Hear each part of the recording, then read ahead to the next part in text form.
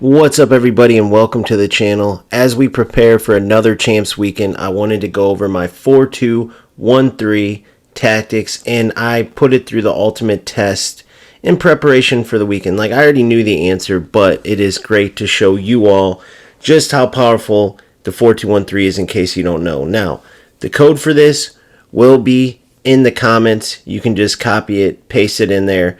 Then you can fit the players accordingly. Now, this is my full team that I will be bringing into Champs. However, the ultimate test I am talking about was done with a totally basic squad in the Fantasy Cup. I already completed it, but there's a second round of Cup action, and as well as the league. So this is the team that we put the 4-2-1-3 to the test with, which, as you can see, the Kim's off, a lot of just basic players, and it absolutely cooks because the formation itself, which really this is one of the few times that I think there's been a formation that does this, but it truly gives you an OP advantage. Now, a lot of players are using it, so many times it, cancels each other out, both teams having it. However, the player who uses it better absolutely has an advantage, even more so, I think, than having excellent players, and I'm going to show you why. Now, I also wanted to note, I did a previous tactics on this, but I changed a few things. For the wingers,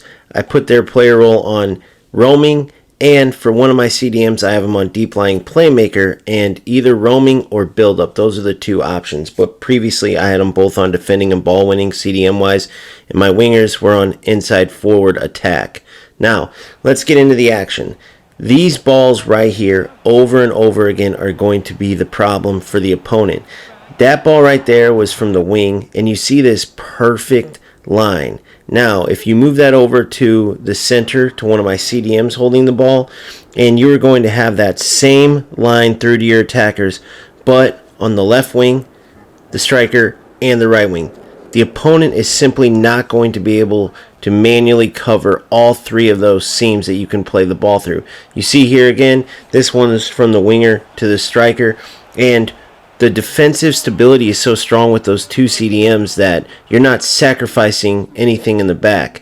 Once you win the ball, though, the amount of players you have running forward, many times it will go either into your wingers or into your cam, and then straight into your striker, or sometimes that one pass through the seam is enough to send you through on goal. Outside of that, you can also go to your cam. You can play the up back throughs to either your wingers or your striker back into your cam, and then maybe you play from the right wing to your cam and go out the left side, or maybe you play from your right wing to your cam and then the wing back doesn't follow his mark, you play back through, almost like a give and go. And we could go on and on with different options, but the bottom line is this setup entirely put together is so overpowered. You take the high pressure with the 91 depth, even though your depth is still at 70, you set it at 91, and what that does is take your pressure from high to aggressive, and it just gives you that little bit of extra push against your opponent to force them to make mistakes so you can win the ball back quicker, while still having that 70 depth where your defenses push up. Many times they won't even get over your half field.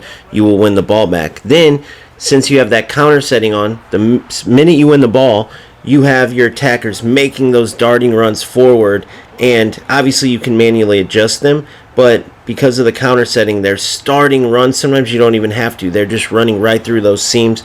Many times you just send that through ball, and they are in, similar to what you just seen there. Now, I also want to point out, these are the type of teams that I was playing in this cup. Even though all of us had restrictions, I just randomly chose players. I didn't put together a full chem team. I didn't put any chemistry styles on my players. So these teams were much more put together, and it still didn't matter because of my setup.